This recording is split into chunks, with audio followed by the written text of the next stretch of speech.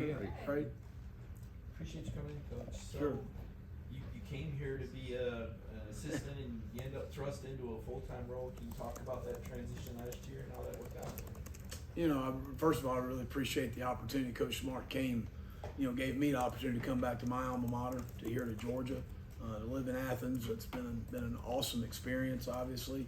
But an unfortunate situation with Coach Cochran in handling that, and certainly was ready to step on the field and do. I've asked players as a head coach and a coordinator and a position coach for a lot of years to do the best job you can in your role in the organization. And when I was an analyst, I wanted to do the best job I could do to be an analyst.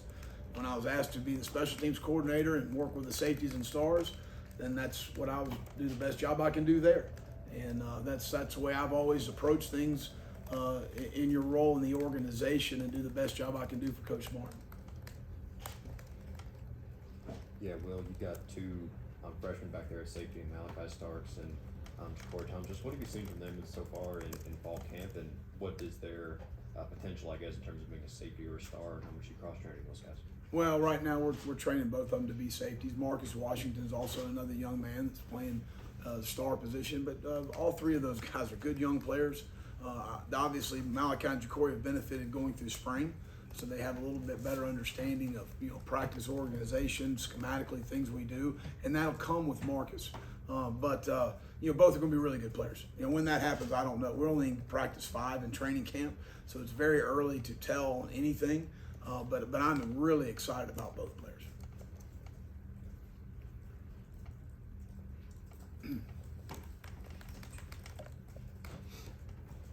We're switching over to the outside linebackers. You got a couple of two guys that came in very high acclimate. Clay, well playing. Can you tell me a little bit about Marvin Jones Jr. and Michael Williams? Well, both guys, again, we're in practice 5. Yeah. So what have you seen so far? Excited about both guys. Both guys have some twitch. They both have pass rush ability. We're going to be first time in full pads today, and that's actually how you play the game nowadays, in full pads. So we'll know a lot more as we continue to move forward. But I'm glad both of them are at the University of Georgia. Well, I'm not sure if you've ever been a co-coordinator or co-position coach or anything during your career, or even had it. I've been called a lot of things, but you go ahead, whatever you want. How is that playing out on a daily basis, and your relationship with Glenn as you guys work to make this keep the standard for the defense? Absolutely. I knew of Glenn, but I didn't really know Glenn till last year. Had a wonderful working experience with he and Dan and Trey Scott, and obviously Coach Smart is on the defensive side of the ball a lot. But we had a really good rapport as far as what we needed to do to be successful, and there's nothing's going to change with that. We have a great working relationship. Glenn's promotion, in my opinion, is very well deserved. He's an outstanding football coach. He's extremely bright. He has a great rapport with his players. And you really look at Coach Smart's going in the 7th season here at Georgia. The 2 longest tenured coaches are Glenn and Dale McGee. And you really look over those 7 years, consistency of their position groups probably is the best that's been here in those 7 years. Arguably, I'm sure there's different years, but his position's been very productive. He's recruited extremely well at his position. He's just an outstanding football coach. He has a very good understanding of what we do defensively, how we adjust things out, and he's always looking for a better way to do it, and always researching those things and what can we do to get better in those situations. But I really enjoy working with Glenn just because of the intelligence, the football intelligence he has, and the passion he brings to the job every single day, because those things are really important, and the players see that, and they understand how invested he is in them. In terms of just walking around this building every day since you've been here, what's it like just running into Kirby in the hallway, running into Bobo, McClendon, and what's it like having all these Georgia guys back on a staff that just won the national championship? Well, that's great. I mean, it's again, I appreciate Coach Smart giving me the opportunity to be here. Obviously, I think Mike's a great addition for us. Ryan McClendon's a great addition for us. Todd Hartley, another Georgia graduate. All of those guys are guys that I'm more familiar with. Coach Smart, Coach Bobo, and Coach McClendon. I'm getting to know Todd in the last year. The guy's an outstanding football coach. But all of those guys have a vested interest in the University of Georgia. And not that we didn't know other places, but at the end of the day, this is where you went to school. and certainly glad to be here. But I enjoy working with people. I told the players one night when I was talking to them, we spend more time with you guys and our coaching staff than we do our own families. I'm not proud to say that, but this is not a job; it's a lifestyle. It's what it is, and so you like to be able to spend time with people that you enjoy being around, and we certainly do. And I credit Coach Smart and the staff that he's hired. There's people in the building that you enjoy coming to work because you like what you do, but you also like the people you're working with, and that's important. And how, if I might add, just how neat is it to be so close to your brother? Is he still love it? Yeah, he is. Yeah. Just how close has that relationship been since you've kind of been out of state? Well, our entire family. My brother Pat's in Rome. My mom's in Mentone, Alabama. My father passed 7 years ago, last May. But family's important. My wife's family's in Thomaston, Georgia. So it's the first time in our career we've been close and been able to get back and see everybody. And we're a very close-knit family, so that's awesome. Well, just coming off your experience as a head coach, even going back to last year, was there much of an adjustment for you stepping back into that role, and just what's that been like now with the focus? No, I really think that, number one, I credit, again, Coach and the staff of the young men we've recruited. I mean, we've got a really good group of young men that we enjoy coaching.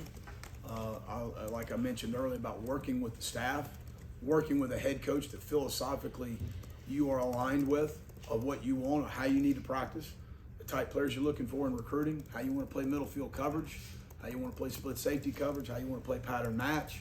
Not to say that we agree on everything, because we don't, but that's healthy. It's healthy to not agree. And so, again, what is your role in the organization? Do the best job you can in the role you have, and if you don't like it, go somewhere else. It's real simple. So I love my role. I told my wife the other day, I think I got the best job in America. And in the day, the room that I have, that I'm honored to coach, the young men in that room, to be at the University of Georgia, to see our future as we continue to unfold and move forward, I'm really excited about it. Hey, Will, good to see you again. Yeah. Being that you go against these guys, you see these guys every day, what's the biggest problem the tight ends are going to give opposing defensive coordinators this year? Right. Well, I just think it's just, obviously the matchup issues you have. You saw the season that Brock had last year. A very difficult cover, really good with his body and his balance, to be able to bounce off people, outstanding hands. Darnell's a guy that's really difficult as far as just his length is concerned, and I think the combination of those things are very difficult to deal with, and then we've got some really good players past those guys. So, and I think Todd and our offensive staff do a great job of, putting them in positions to be successful in the offense as far as, really gearing things toward their skill set, and what they do well.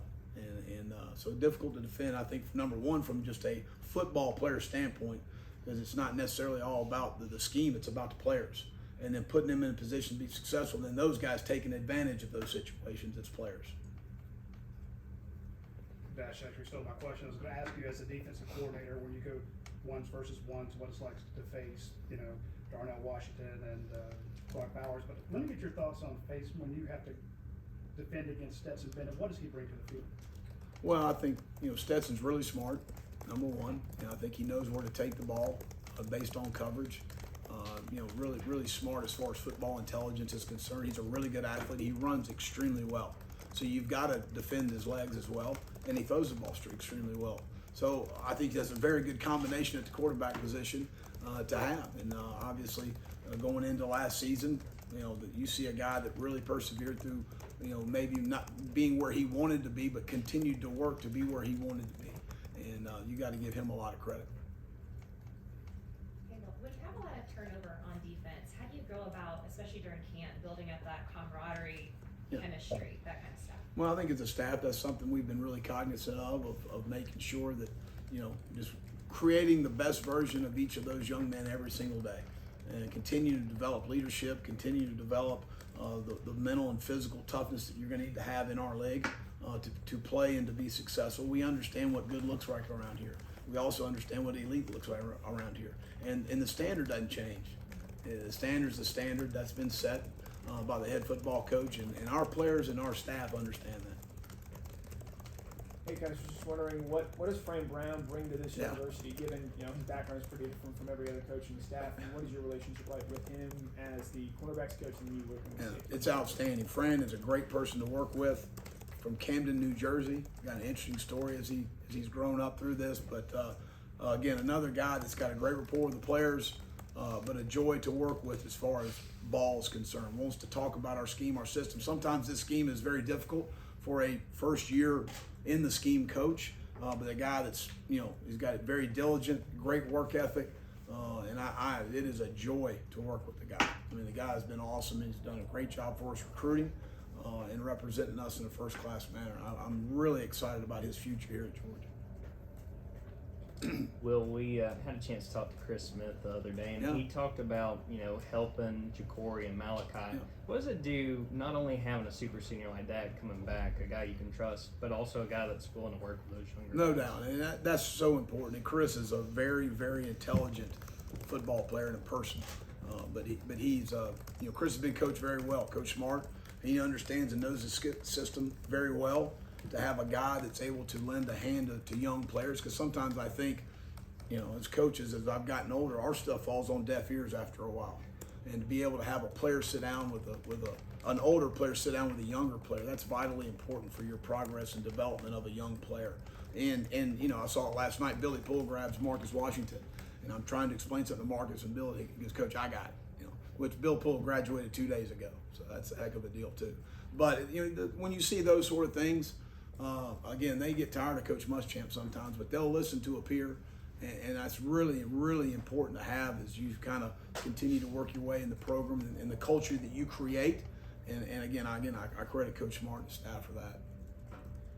I'll kind of piggyback on Jordan's question. Let's know the safety. You being a North Georgia guy, how neat is it to see Dan Jackson kind of come into his Sure. own last year, and what does that mean? What does a guy like that mean to the program? He's the And second best walk-on safety in Georgia history. You figure out who the first one was. Finish your question. What was the last one? And just what does that mean? What does a guy like that mean for the program? Well, everybody loves Dan. The guy his approach to his craft, to his improvement. He has made tremendous improvement in my time here at Georgia, not because of me, because of him and his work ethic and his approach about doing the things and addressing the things he needed to improve on. Huge block punt, this past year against Arkansas, huge momentum swing in the game. And then when Chris got banged up late in the year, and then in our dime package, as we continued to evolve in the secondary as the year wore on and we got a little better, his role was huge as far as those things were concerned. But I think, you talk in terms of just respect on the team. The guy's garnered a lot of respect amongst his teammates and certainly his coaching staff. Take 2 more questions. Well, I'm going to talk a little bit defensive line.